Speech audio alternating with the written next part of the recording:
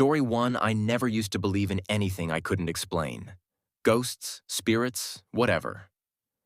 I'm not saying I'm a full-blown skeptic, but I always found comfort in logic. If I heard a sound, there was a reason for it. If something moved, it was probably just a draft or bad wiring. But what happened that night in White Pine still refuses to make sense, even now, nearly a year later. I was 30 at the time, just turned, actually, and living in a split-level mother-daughter house with my younger sister Claire. It was an older home tucked at the edge of town, near the woods. The kind of place with creaky floors, heavy doors, and more quirks than comforts. White Pine isn't exactly a bustling city. It's a sleepy little Oregon town where everyone knows each other and nothing bad ever really happens. Until it does. The house had 2 kitchens, 2 entrances, even separate thermostats. Basically 2 homes stacked into one. Claire lived in the downstairs unit and I took the upper floor. It worked out well. She's 5 years younger than me and pretty independent. She spent a lot of her time at her boyfriend Trevor's place, which was about a 30-minute drive south in Ashridge. That meant I usually had the whole house to myself, which I honestly liked. Until I didn't. It was early October. Nights had started getting cold, and the wind had that sharp bite it always carries before the first frost. Claire had texted earlier that day saying she'd be staying at Trevor's for the weekend. I'd picked up some groceries, grabbed takeout from that Thai place on Main, and queued up a couple of horror movies. Felt like a good night to be alone. Comfortable. Familiar. I remember what I watched. The Descent. Not because it was especially scary, but because of how stupid I felt watching it with my back to the rest of the room. My living room upstairs is part of an open layout. Couch in the middle, kitchen behind me, dining nook off to the side. That layout means when you're sitting on the couch, you're facing the TV. But behind you, just open darkness. And on nights like that, it starts to feel like you're not alone, even when you know you are. I'll admit, I glanced over my shoulder more than once. Laugh if you want. I'm 30, not 10. But there's something about horror movies that makes even grown men check the shadows behind them. By the time the credits rolled, it was just after 11. I brushed my teeth, turned off the lights, and crawled into bed with my phone. Probably scrolled Instagram until I couldn't keep my eyes open anymore. Normal stuff. I woke up around 1:13 a.m. The only reason I know the time is because I checked my phone when I sat up, groggy and confused. Something had woken me. I wasn't sure what at first. No loud bang, no crash. Just this low voice echoing up through the vent near my bed. My sister's voice. She was calling my name. Noah! I blinked, still half asleep. Was she home? I waited, frozen in bed. Maybe I'd dreamed it. But then, again, louder, more urgent. Noah, come down here. It was her voice, clear as day. Same tone she used when she was annoyed, like when I forgot to take out the trash. I didn't think much of it at the time. Just figured she and Trevor had a fight or something and she came back late without texting me. I got out of bed, rubbed my eyes, and stepped into the hallway. It was cold. Colder than usual. The air had that weird stillness to it. You know, that heavy kind of silence where even your own footsteps feel too loud. I turned on the hallway light, walked through the living room, and called out to her. Claire? What's going on? No answer. I made my way to the staircase and looked down into the dark. Her floor was pitch black. There were no lights on, not even from the microwave in her kitchen. I grabbed my phone to use the flashlight and started heading down. My legs felt heavy. I was still in that groggy, half-asleep mode, where you move more out of habit than choice. Claire? I called again. You home? I found the light switch just outside her unit's kitchen and flipped it on. Nothing. Then, after a second or two, the old fluorescent light flickered to life, humming like it always did. Her apartment was empty. I mean completely. Couch unoccupied, kitchen spotless, bedroom door wide open. No light, no sound, no Claire. Now I was fully awake. My heart was thudding a little, but I told myself it made sense. Maybe she'd come in, realized she forgot something at Trevor's, and left again. Maybe I just missed her. I walked toward her bedroom and called out one more time, annoyed now. "Claire, are you screwing with me?" I stepped into the room. Her bed was perfectly made, nothing out of place, just a faint scent of her lavender diffuser hanging in the air. That's when something fell in the room. It was quick, sharp, like a small object hitting hardwood. A clatter that seemed to come from right near the dresser. I flinched and spun around, but there was nothing. Nothing on the floor, nothing on the dresser, just silence again. And that smell. Not lavender anymore, something else. Sour, metallic. Faint, but there. I backed out of her room and went upstairs. I didn't bother turning off the lights, just locked my bedroom door, sat on my bed, and texted her. Me, 1:21 a.m. "Hey, are you home right now?" No response. ME, 1:22 a.m. "I swear I heard you downstairs." Still nothing. I tried calling. It rang twice and went to voicemail. I waited, staring at my door like something might knock. Eventually, I must have fallen asleep sitting up, because when I opened my eyes again, it was morning. Light was leaking in through the blinds, and I felt that odd sense of unreality. Like everything from the night before might have been a dream. Except when I checked my phone, I saw her text. "Claire, 6:42 a.m. "No? Why?" I replied immediately. Me. "You weren't home last night?" Claire. "Noah, I'm still at Trevor's. I haven't been back since Thursday." I got up and went downstairs again. Daylight made it feel less threatening, but also more real.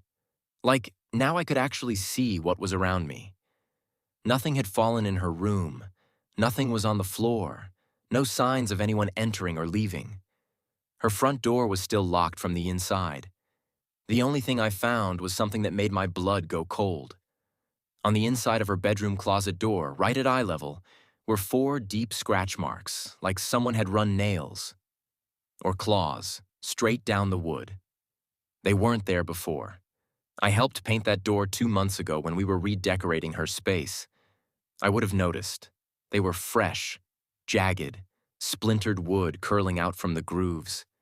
I didn't tell her. What could I say? That I heard her voice when she wasn't home? That something in her room moved when I was standing in it? That I found claw marks in her closet like something had tried to get out? She'd call me crazy. Hell, I almost convinced myself I dreamed it all. But the scratch marks are still there. I haven't touched them. Neither has she. And now, sometimes, when I'm home alone, especially late, I'll hear it again. My name. Called from the vent. In her voice. But she isn't home, and I don't go downstairs anymore. No matter what I hear. If you're visiting our channel for the first time, don't forget to hit the subscribe button and turn on the bell icon to stay updated with our upcoming scary stories. Story 2. I was 14 the first time I felt real fear. Not the kind you get from horror movies or ghost stories, or even walking home alone at night.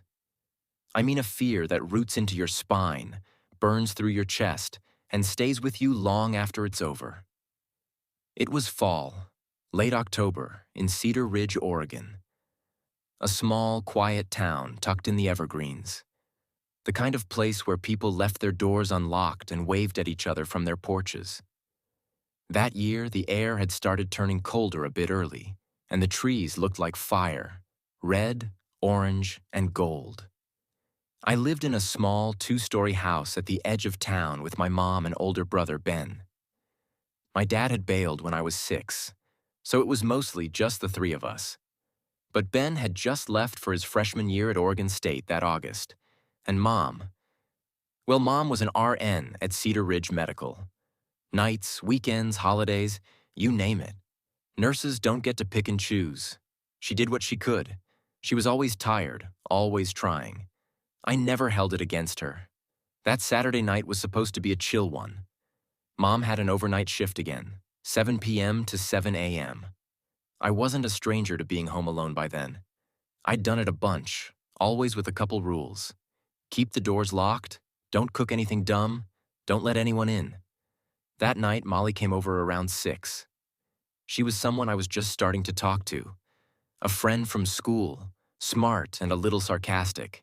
The kind of girl who laughed at the wrong parts of horror movies and made fun of them instead of getting scared. We weren't dating yet, but I liked her, and she knew it.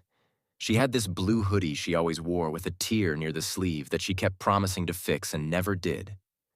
We ordered pizza, watched the others in the living room, and talked through most of it. I think I laughed more than I should have. Not because it was funny, but because it felt good to not feel alone for a while. She left around 9:40. Her parents were strict about curfews. "I'll text when I get home," she said, standing by the door, pulling her hoodie sleeves down. "Don't get murdered while I'm gone." "Cool, I'll try not to." She smiled, then added, "Thanks for tonight. I needed this." And just like that, I was alone. I locked the door behind her, did a quick check on the front and back doors, just like Mom drilled into me, and went upstairs to my room. My bedroom was in the back, second floor, with a big window that looked out over the backyard and the old wooden deck. I changed into sweats, turned on Family Guy, and laid in bed scrolling my phone. I texted Molly, "Get home safe," and she texted back a minute later. "Made it. Parents annoying as usual." The ex again. At some point, I must have zoned out. It was quiet, aside from the TV. Just one of those lazy, nothing nights. Then I heard it. The sound of wood scraping against wood. Slow and deliberate. A dragging noise. I muted the TV and sat up. Listened. There it was again. Scrape. I knew that sound. It was one of the deck chairs being moved. I crept out of bed, stepped toward the window, and looked down through the glass. Someone was sitting in one of the patio chairs. Alone. Perfectly still. At first I thought, Molly? It had only been 10 minutes since she left. Maybe she came back? Maybe she forgot something? I opened the window slightly and called out, "Molly?" No answer, but the figure looked up. It wasn't Molly.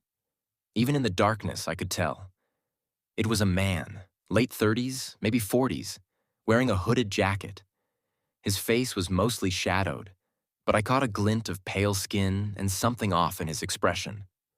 Not drunk, not high, just wrong. I yanked the window shut and dropped to the floor beside my bed, heart pounding in my chest like it was trying to get out. I pulled out my phone and texted the group chat I had with 3 close friends, Jake, Carlos, and Tyler. Me. "Someone's in my backyard?" WTF? Jake, like a person? Me. "Yeah, sitting on the deck?" Carlos, "Bro, you messin'?" Me, not messing. "Dead serious, Tyler?" "Call someone I didn't want to." Calling someone felt too real. If I called 911 and it turned out to be nothing, I'd never live it down. Still on the floor, I waited. Maybe he'd leave. Maybe he'd just been passing through. Maybe. I peeked again. He was still there, still looking up at my window. I whispered to myself, "What the hell do you want?" Then I froze. His shoulders began to rise and fall rapidly. He was laughing. I couldn't hear it. He wasn't making a sound, but his body shook with it. Silent, wheezing laughter, like the joke was just for him. I stumbled back from the window and sat in my bed, breathing fast. Every light in my room was off, including the TV. I didn't want him to see anything, any sign of movement. I stayed that way for what felt like forever, curled into myself, the sound of my own breathing loud in my ears.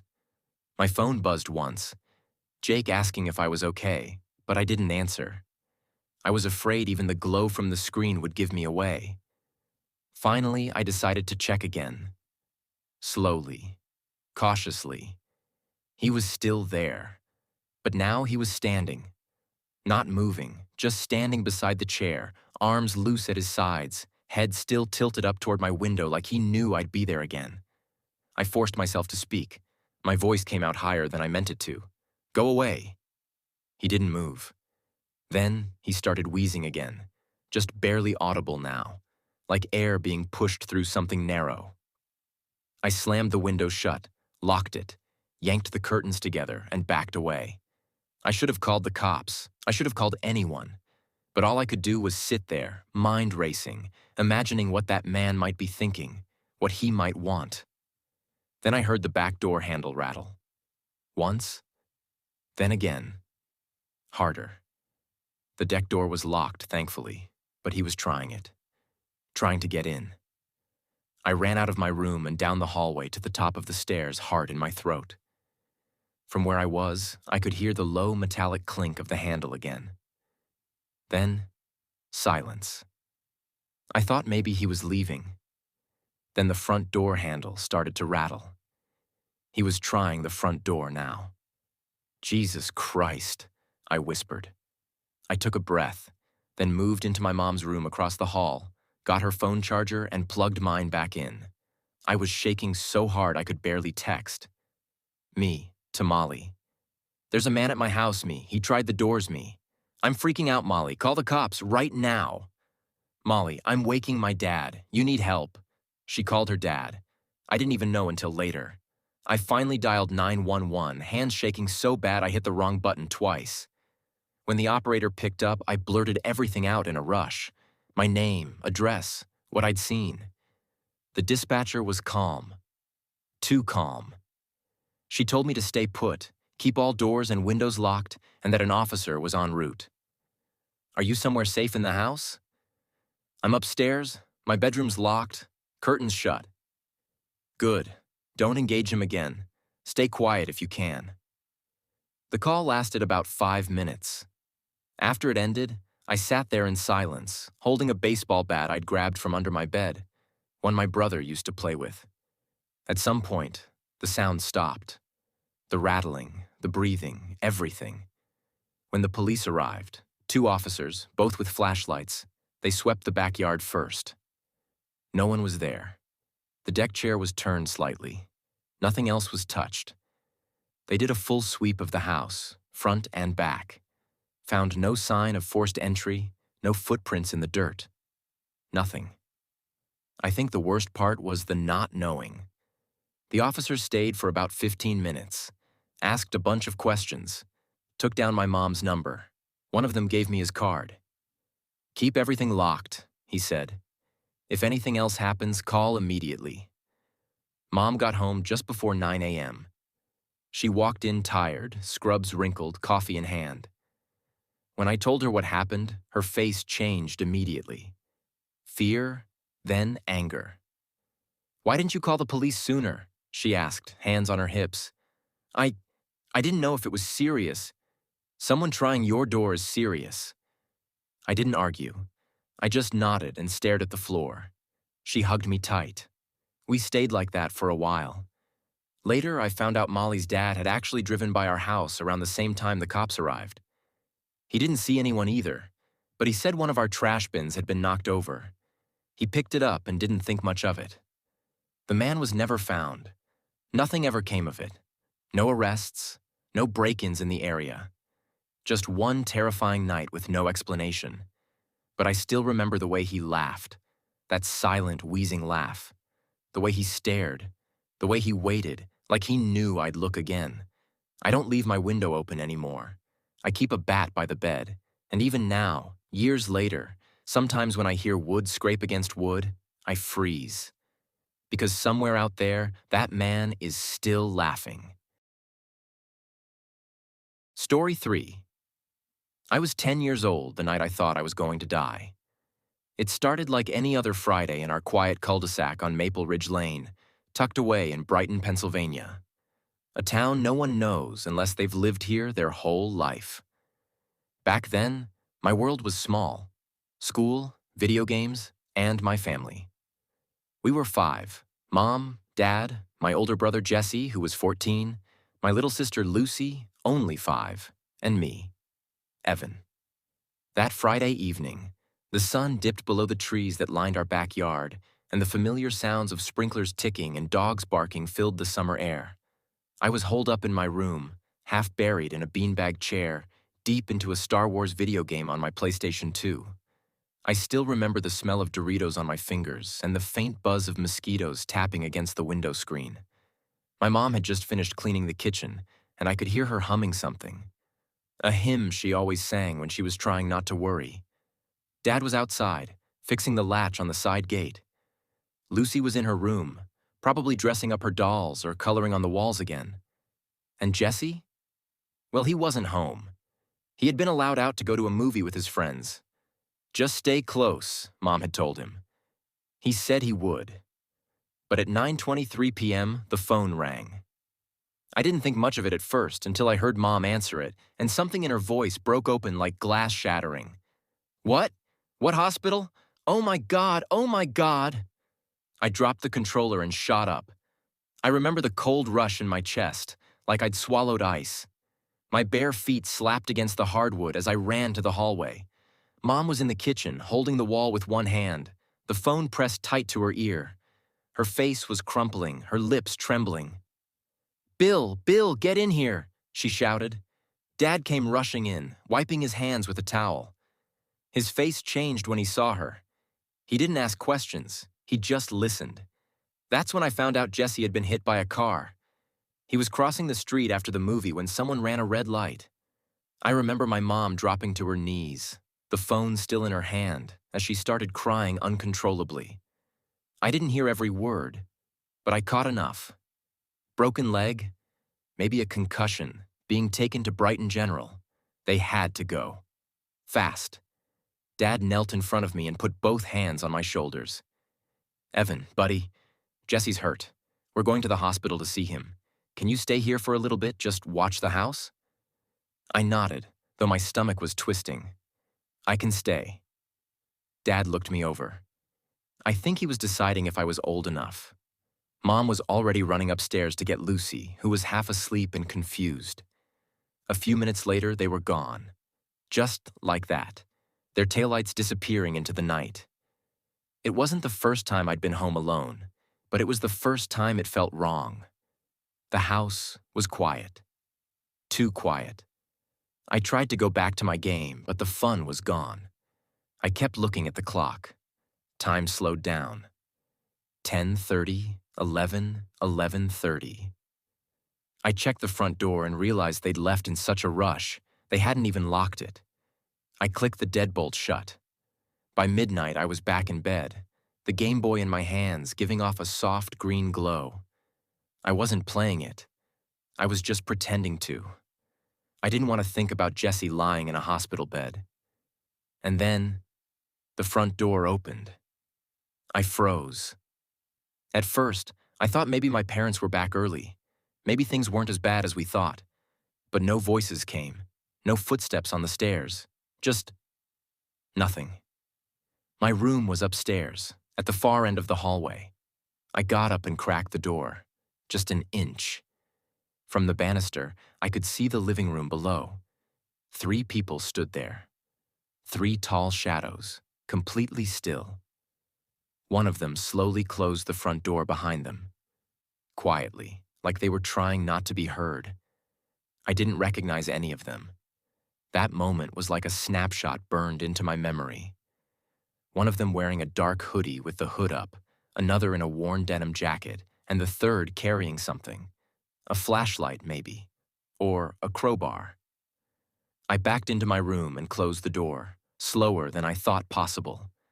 My fingers were shaking. My breath caught in my chest. I wanted to scream. I wanted to call my dad.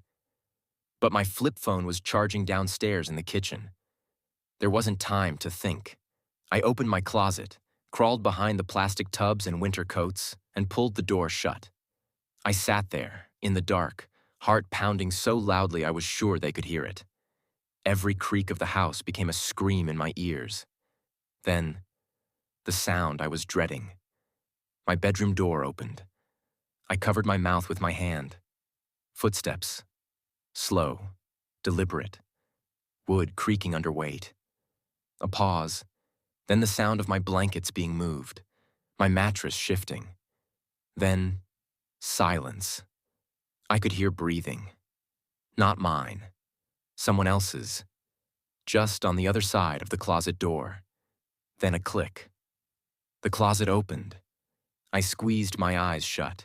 I could feel the light from the hallway spilling in. I didn't dare look. 20 seconds, maybe more. Long enough for me to picture being pulled out by my shirt, screaming. Long enough to imagine Lucy growing up without her big brother. But nothing happened. The door closed. Footsteps moved away. Out of the room, down the stairs. I didn't move for another 30 minutes. Maybe longer. Eventually, I heard the unmistakable sound of a car pulling into the driveway. Then another. The police. Flashlights outside. Voices. Doors. I bolted down the stairs. The front door was wide open. My dad turned just as I rushed into him, nearly knocking him over. "They were in the house," I gasped. 3 of them. They were in the house. It turns out the men had hit 3 houses that night. Ours was the only one they broke into while someone was still inside. They stole a laptop, some jewelry, and a camera. They never caught them. But what haunted me wasn't what they took. It was the moment in the closet. The moment I was sure one of them saw me and chose to close the door anyway. I asked my dad later if he thought the guy knew I was there. He didn't answer right away. Then he said, "Sometimes, Evan, some people are just there to take things, that's all. But you were lucky. You were so, so lucky." He hugged me for a long time that night. I slept in their room for a week. Even now, 15 years later, I still lock the door twice. I still keep my phone within arm's reach at night. I still think about what would have happened if I'd sneezed, or moved, or whimpered. Sometimes I lie awake wondering, was he just a thief? Or did he close that closet door because he enjoyed knowing I was in there? Story 4. I was 17 the summer it happened. It was the first and only time my parents ever left me alone for longer than a night. They were going to Seattle. My mom's college roommate, this rich, artsy type named Lenora, had invited them on a week-long gallery tour and wine country thing. Lenora was footing the bill. That woman didn't have kids, didn't have a partner, just had cash and time. And my parents? They jumped on it. We lived in Fairgrove, Pennsylvania, a quiet suburb on the outer edge of Chester County, where the houses get far apart and the roads go pitch dark after sunset. My parents' place wasn't huge, but it was old. 2 stories, creaky floors, and a backyard that led into dense woods. Beyond that, nothing but trees and deer trails for a mile. We had this big wooden deck out back and an above-ground pool off to the left of it, one of those 15-foot wide round ones. Dad built a little koi pond, too. He was always looking for weekend projects. It was July. Sticky air, fireflies, the hum of cicadas. I remember because the house felt heavier when it was hot. Slower, quieter. The day they left, my mom gave me one of those long, emotional talks. You'd think I was going to war, not staying in my own house with Wi-Fi and DoorDash. "Just don't throw a party," she said, hugging me tight. "And remember, lock up at night." She paused before getting in the car, like she wanted to say something else but didn't. That first day was fine. I FaceTimed a couple friends, Julia and Aaron, and we made vague plans to hang over the weekend. I had a part-time gig at this print shop, but I'd taken the week off. Honestly, I was excited to have the house to myself. No one bugging me. No dad grilling me about school. No mom reminding me about vitamins or curfews. That Thursday night is when it started. It was around 10:30. I was out on the deck, kicked back in a folding chair, smoking a little. I had my Bluetooth speaker on low, playing some lo-fi stuff, just enough to keep the silence from creeping in. The backyard was barely lit.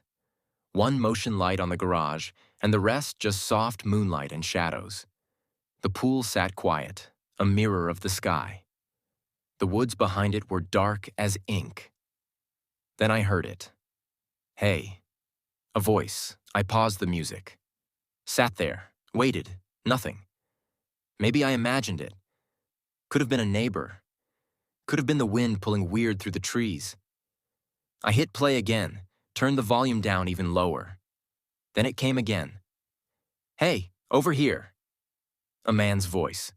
Distant, but not that distant. It was coming from the woods, maybe 20, 30 yards out, just past where the porch lights started to die off into dark. I froze. It didn't make sense. We didn't have neighbors directly behind us. Just woods for a while, then a hiking trail that looped toward a quarry, but that was far.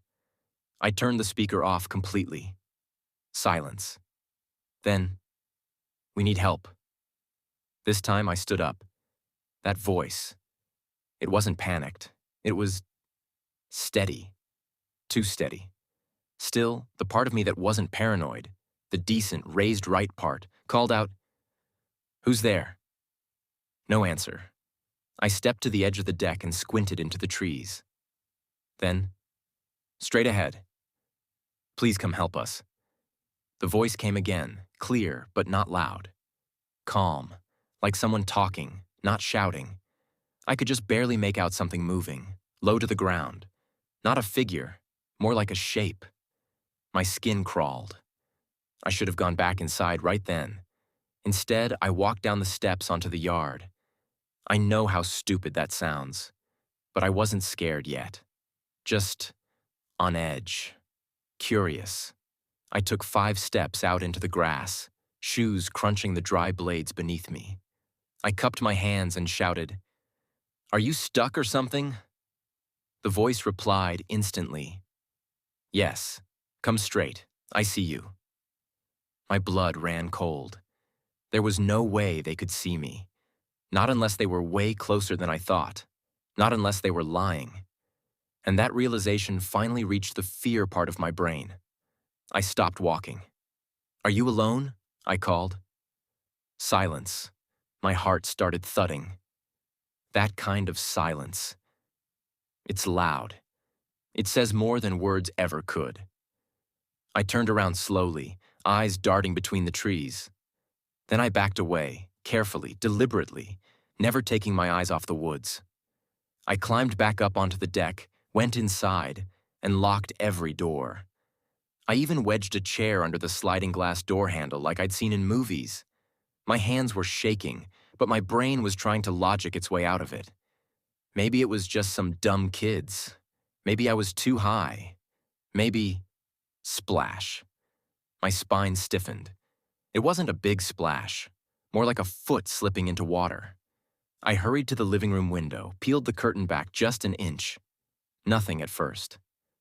Then I saw it. A man, just his head, rising slowly behind the pool on the far side. His hair was wet, black, stringy. His eyes glinted in the moonlight, too wide, like he wasn't blinking. Then, as if he knew where I was watching from, he tilted his head. "I see you," he said. Software smiling. I let the curtain drop and backed away. I don't know how long I stood there. I was frozen, just trying to breathe. Then, bang, bang, bang on the glass behind me, the sliding door, the one with the chair jammed under it. I screamed and turned. His face was right up against it, just the bottom half visible through the curtain line. "Help," he whispered. I snapped. "Fine off, you freak. The police are coming," I yelled loud enough for the whole damn county to hear. "They're on their way." He laughed. This laugh, it wasn't like someone amused. It was like someone delighted, unhinged, too long, too loud. Then it faded. I stood there holding my breath until my vision blurred. Eventually, I sat down on the floor, my back against the wall. And after what felt like an hour, I peeked out. Gone. No man, no sound. I stayed there until sunrise. The next day, I didn't leave the house. I didn't tell my parents either. What could I even say? "Hey, remember that trip you're on? Some psycho tried to lure me into the woods and then showed up in our pool." That sounds insane. I thought about calling the cops, but by the time I worked up the nerve, it felt like it was too late. What were they going to do? Dust the pool for prints? Still, I didn't go outside again. Not that day, not the next. By Saturday night, I'd almost convinced myself it was over. Then came the knock at the front door. 3 soft knocks. I checked the peephole. Nothing. I turned on the porch light.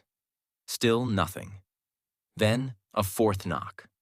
From the back door. That's when I called 911.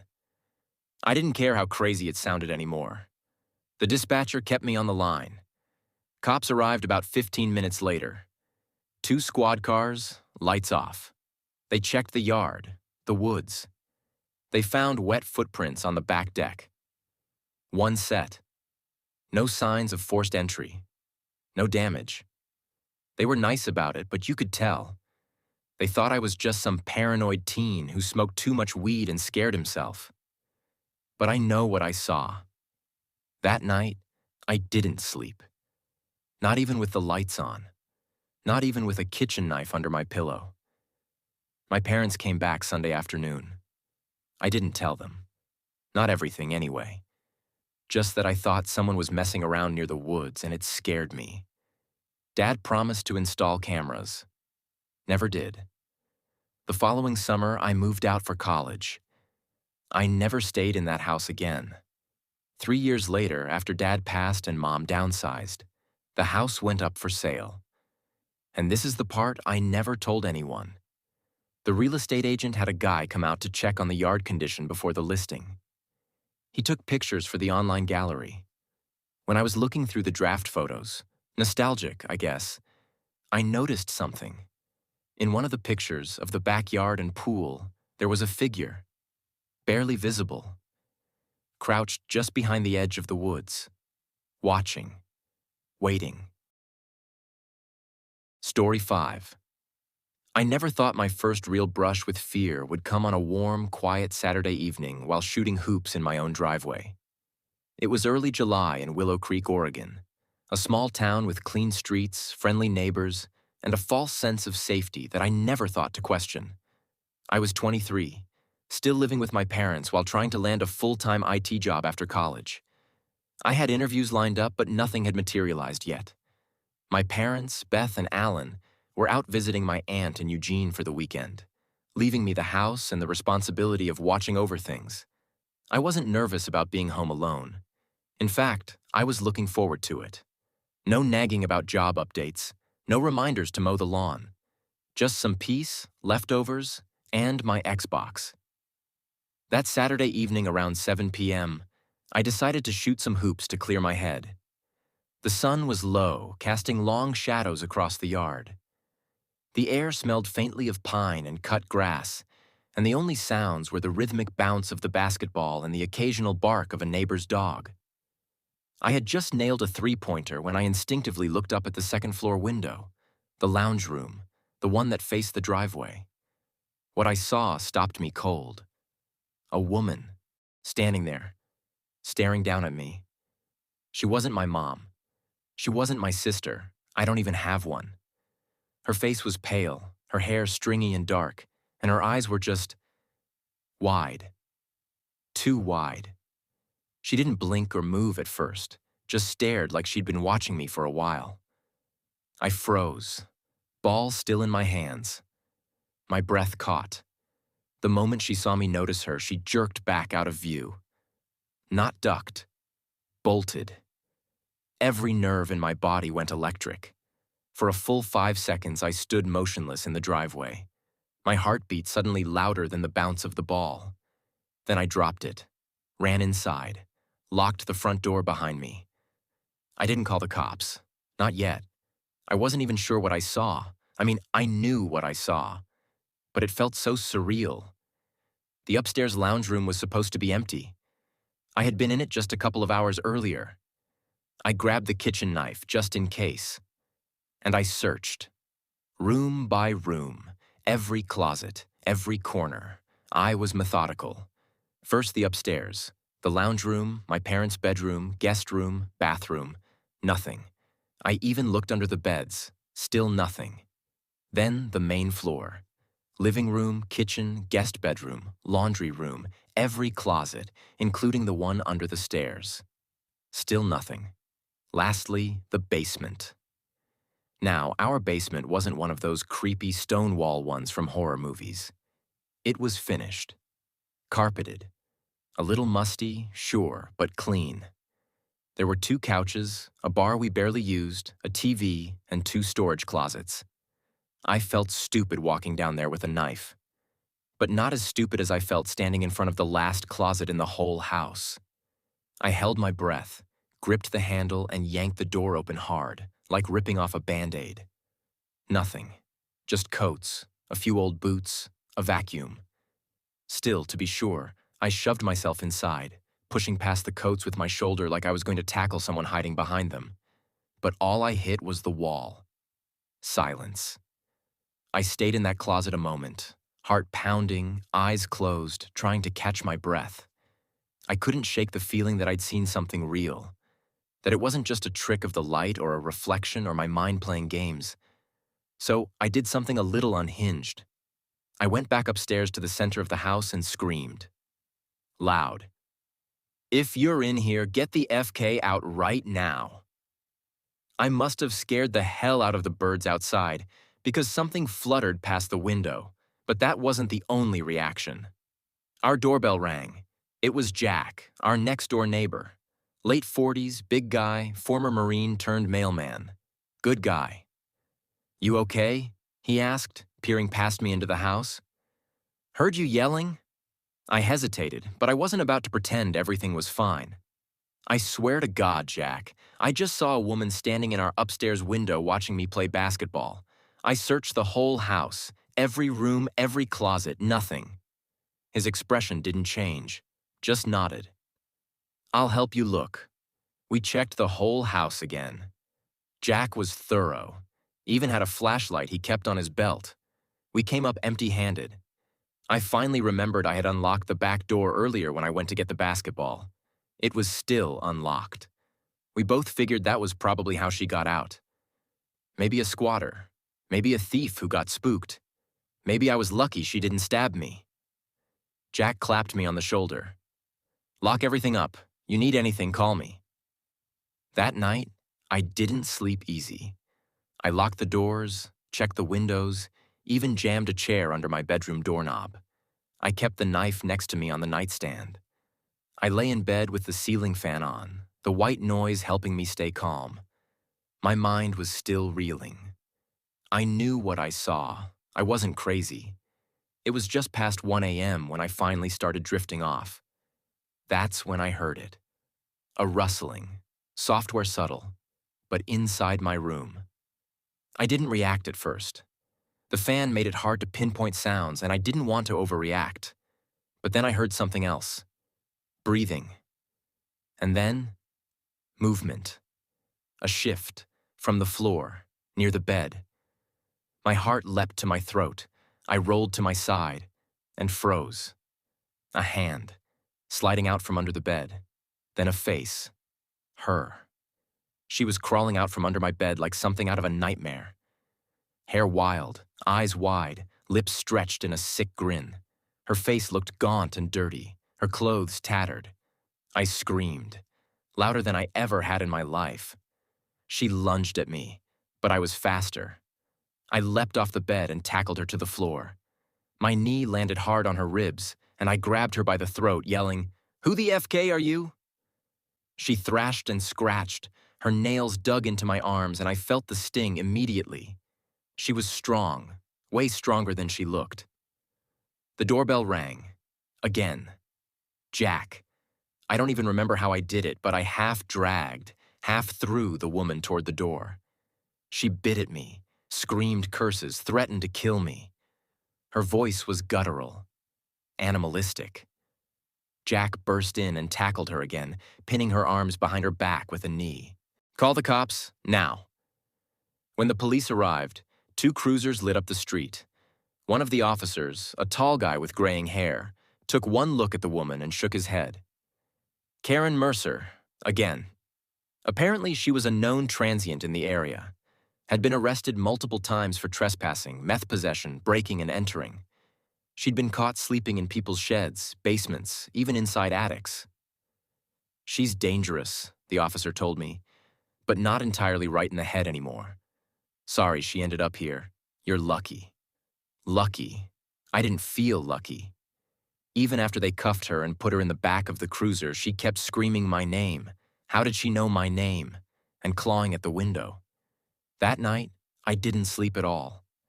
I sat in the living room, every light on, knife still in my hand, replaying the whole thing in my mind. I had seen her. I had known. But she had still been in the house when I searched. She'd been hiding under my bed the entire time, listening, breathing, waiting. The worst part? When I checked that room earlier, I didn't check under the bed. The next morning, Jack came over to check on me again. I offered him coffee. My arms were still bandaged from the scratches. He said, "You handled yourself better than most people would have. Most would have frozen." I nodded, then quietly said, "I don't feel brave. I just feel invaded." He didn't have a response, just sat with me for a while. My parents were furious. At first, then horrified when they saw the security footage from our porch cam. You couldn't see her getting in, but you could see the way I dragged her out, her face twisted with rage. We upgraded all the locks after that, got cameras installed in the back and inside the house. I also got therapy, because sleep didn't come easy after that. I still wake up at night sometimes, convinced there's someone in my room. I check under my bed now, every night. It's a ritual. It's been months. But sometimes, I still see her face in my dreams. Story 6. I never thought anything bad could happen in Ash Pine. It's one of those quiet towns that looks like it was built out of a Hallmark movie. Rows of maple trees, white fences, corner diners. The kind of place where you leave your door unlocked and the worst thing that happens is your neighbor's dog pees on your mailbox. I was 24, still living at home with my dad after my mom passed away 2 years ago. He worked the night shift at a chemical plant 2 towns over. It paid well, but it meant he was gone most nights from 6 p.m. to 4 a.m. I didn't mind being alone. It gave me time to think, decompress. I was doing freelance graphic design, spending long hours in front of my laptop in our basement-turned studio. Life was quiet, predictable, until it wasn't. It was a Thursday in late October, one of those crisp, early winter nights where the air smells like dry leaves and chimney smoke. I remember it because the Twins had just blown their playoff run, and I had turned off the TV in frustration, made a bowl of ramen, and headed downstairs to finish a project. Around 11:30 p.m., while adjusting a client's logo, I heard a thud. Just above me. I paused. Waited. Sometimes old houses groan. But this was different. A dull, quick, deliberate thud. Like someone dropped something heavy on the floor upstairs. I muted my music and listened. Nothing else came. I told myself it was probably the heating pipes or the water shifting in the walls. Back to work. But 10 minutes later, I heard it again. Thud. This time, followed by the faintest creaking. Footsteps? Number couldn't be. I was alone. Dad was still at work. I'd checked the locks like I always do before going down to the studio. I got up and slowly climbed the basement steps. My heart wasn't racing yet, but my skin felt a little tighter, like my body knew something my mind hadn't caught up to. Every light upstairs was off except the kitchen. I walked through slowly, listening. Nothing. I checked the front door. Locked. Checked the back door, also locked.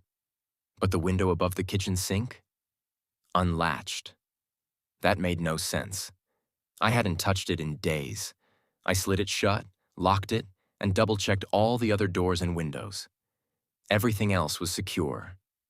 For a while, that settled me. I went back downstairs, put my headphones on, tried to get into a flow. But maybe 15 minutes later, something happened I still can't explain. I felt a vibration through the floor. Not a sound, not a noise. A vibration, like someone upstairs had dropped onto the floor from something high. I yanked off my headphones and stared at the ceiling. This time, I knew it wasn't pipes, or shifting wood, or my imagination. It was someone. Upstairs. I grabbed my phone and turned on the flashlight. No weapon, just a screwdriver from my desk. I crept back up, step by step, listening for anything. The main hallway was still dark. The soft hum of the fridge was the only sound. Then, from the end of the hall, a quiet shuffle. Carpeted footsteps. I froze. "Hello?" I said, voice barely louder than a whisper. "Who's there?" Silence. Then, tap, tap, tap from my bedroom. Someone was in my room. I backed up. My hand shook so badly I nearly dropped my phone. But I couldn't leave, not without knowing. I walked down the hall. Slow. One step at a time. My bedroom door was half open. The light was off. I pushed the door the rest of the way open with the screwdriver like a cop in a movie. Nothing. I turned on the light. Room was empty. But then I noticed something off. My rug was shifted slightly, folded at the corner, like someone had stepped on it and dragged it backward. I bent down and fixed it. That's when I saw it. The crawlspace door in the corner, the small square panel in the floor that led to a shallow subfloor under the house, was unlatched and open just a crack. We never used the crawlspace. It was dusty, dark, and filled with spiders. My dad had sealed it shut years ago. But here it was, slightly open. I pulled it the rest of the way, and I nearly vomited. The smell hit me first, sour, earthy, and wrong. I shined my flashlight into the crawlspace. Dust floated in the beam. Cobwebs clung to the edges, and at the far end, barely visible, was a pile of crumpled blankets. But as I looked closer, it wasn't blankets. It was a person, curled up, facing away, hair matted, back rising and falling, sleeping, in my crawlspace.